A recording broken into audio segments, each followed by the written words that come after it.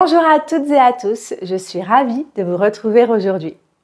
J'ai préparé pour vous un défi unique et captivant, un test de français qui va mettre vos compétences à l'épreuve.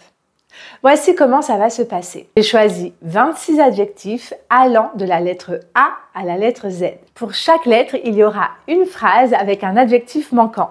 Votre mission, si vous l'acceptez, est de trouver l'adjectif correspondant parmi les 3 propositions.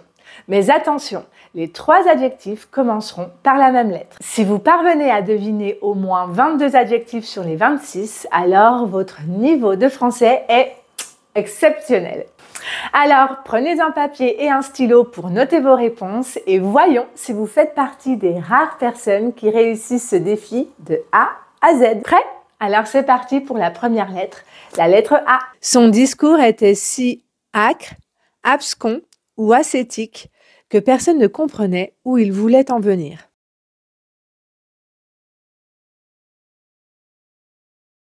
Si quelque chose est abscon, cela signifie qu'il est obscur ou peu clair. Son discours était si abscon que personne ne comprenait où il voulait en venir. Le film, avec ses scènes bucoliques, burlesques ou balbutiantes, a fait rire toute la salle. Le mot burlesque relève d'un comique extravagant, parfois absurde ou caricatural. Le film, avec ses scènes burlesques, a fait rire toute la salle. Regarder ce film bouleversant a été une expérience contiguë, clairvoyante ou cathartique, lui permettant de libérer des émotions refoulées.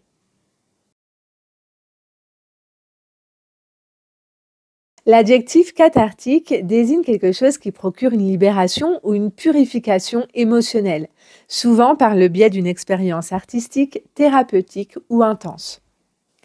Regarder ce film bouleversant a été une expérience cathartique pour elle, lui permettant de libérer des émotions refoulées. Son discours délictueux, dithyrambique ou diligent sur le projet montrait une admiration sans bornes.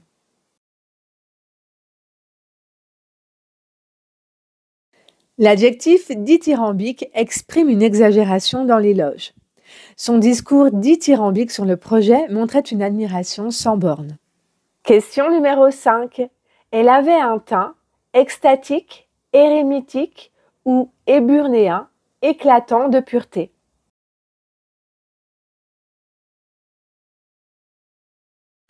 L'adjectif éburnéen décrit quelque chose qui a l'aspect ou la blancheur de l'ivoire. Elle avait un teint éburnéen, éclatant de pureté. Il avait un sourire féroce, facétieux ou fugace, comme s'il savait toujours quelque chose que les autres ignoraient.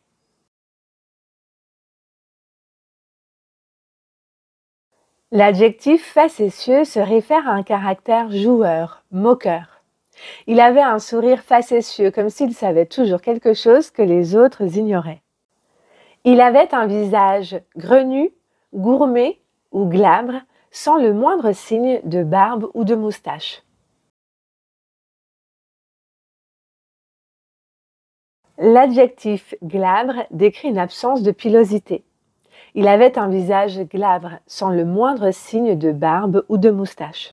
L'orchestre jouait avec une discipline hiératique, hypochoristique ou hétérodoxe. Chaque mouvement était minutieusement contrôlé.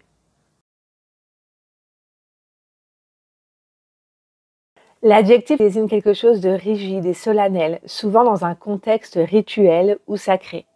L'orchestre jouait avec une discipline hiératique. Chaque mouvement était minutieusement contrôlé. Son attitude irrévocable, inéluctable ou inflexible face aux critiques a renforcé son image de leader autoritaire.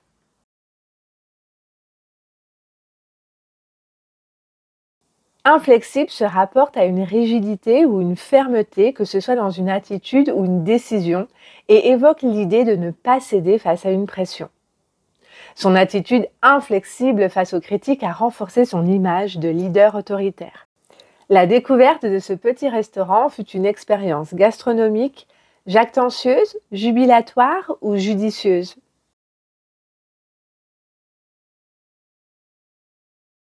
L'adjectif jubilatoire traduit une joie intense et communicative.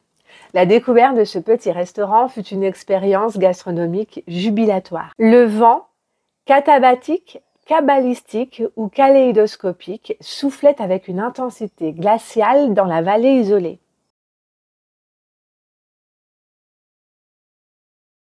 L'adjectif katabatique, qui peut également s'écrire avec un C, se dit d'un vent à composante verticale descendante.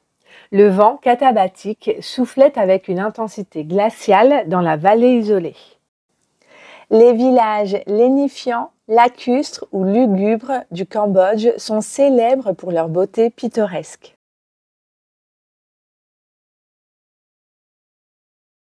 Lacustre signifie relatif aux lacs ou à la vie autour des lacs. Les villages lacustres du Cambodge sont célèbres pour leur beauté pittoresque. Son discours mendicatoire, manichéen ou marmoréen réduisait les problèmes complexes à des oppositions trop simples. L'adjectif manichéen signifie qui apprécie les choses selon les principes absolus du bien et du mal, sans nuance et sans état intermédiaire. Son discours manichéen réduisait les problèmes complexes à des oppositions trop simples. La gestion nébuleuse, népotique ou néphrétique de l'entreprise a provoqué le mécontentement des employés.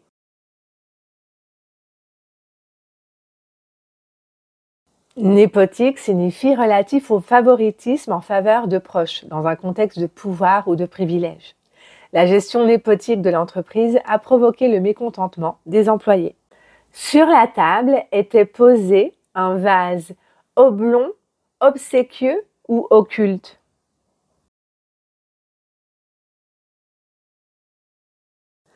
Oblong décrit une forme allongée. Sur la table était posé un vase oblong.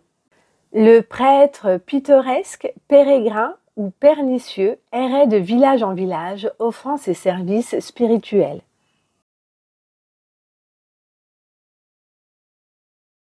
L'adjectif pérégrin est relatif à un voyageur ou à un étranger. Le prêtre pérégrin errait de village en village offrant ses services spirituels. Cet individu querelleux, quadrangulaire ou quérulant passait son temps à contester les moindres décisions, allant jusqu'à engager des poursuites pour des motifs futiles.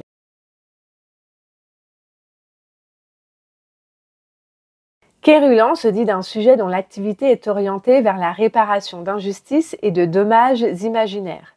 Cet individu quérulant passait son temps à contester les moindres décisions, allant jusqu'à engager des poursuites pour des motifs futiles. Les idées rablées, rococo ou racornies de cet homme ne pouvaient plus s'adapter aux nouvelles réalités de la société.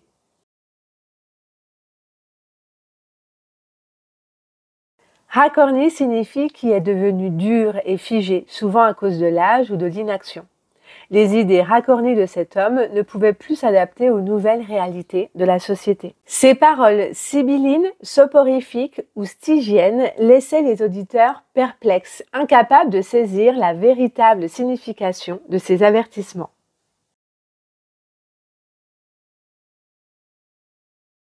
Sibylline désigne quelque chose qui est mystérieux et difficile à comprendre, souvent avec une connotation prophétique. Ces paroles sibyllines laissaient les auditeurs perplexes, incapables de saisir la véritable signification de ces avertissements. Son récit tavelé, tyrannique ou truculent des événements de la fête, ponctué de détails exagérés, captivait tous ceux qui l'écoutaient.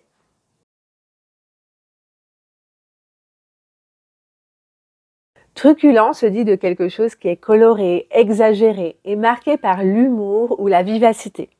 Son esprit usufruitier, univoque ou ubiquiste lui permettait de diriger plusieurs projets à la fois avec une efficacité impressionnante.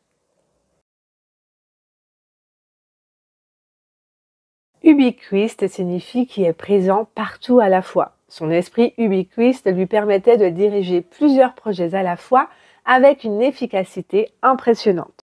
Son discours velléitaire, vespéral ou vaticinateur sur l'avenir du monde était empreint d'un pessimisme déroutant.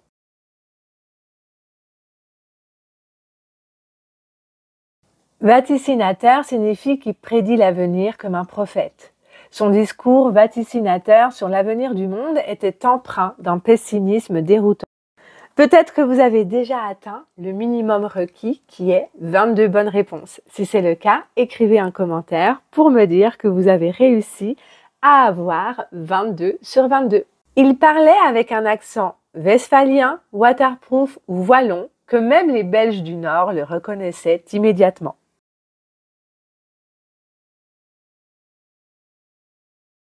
Bien sûr, ici, la bonne réponse était wallon, qui est relatif à la Wallonie, la région du sud de la Belgique. Il parlait avec un accent wallon si distinctif que même les Belges du Nord le reconnaissaient immédiatement. Allez, il reste seulement 3 questions. Le cactus est une plante xénophobe, xylophage ou xérophile, parfaitement adaptée aux environnements arides et capable de survivre avec très peu d'eau.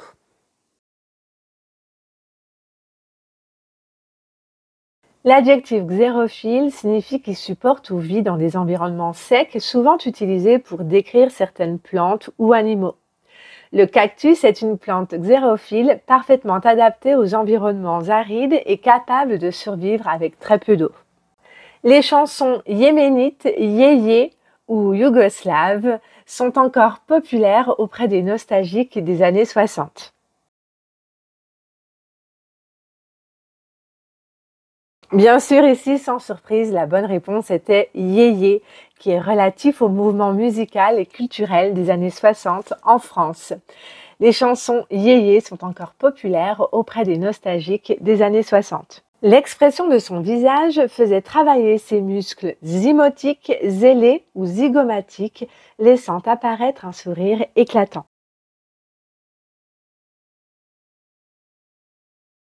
Ici, la bonne réponse était zygomatique. L'expression de son visage faisait travailler ses muscles zygomatiques, laissant apparaître un sourire éclatant.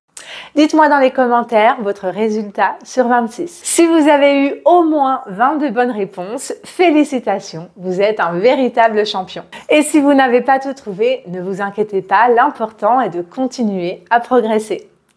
Si vous souhaitez continuer justement à progresser, je vous recommande ce test juste ici et n'oubliez pas de vous abonner à ma chaîne.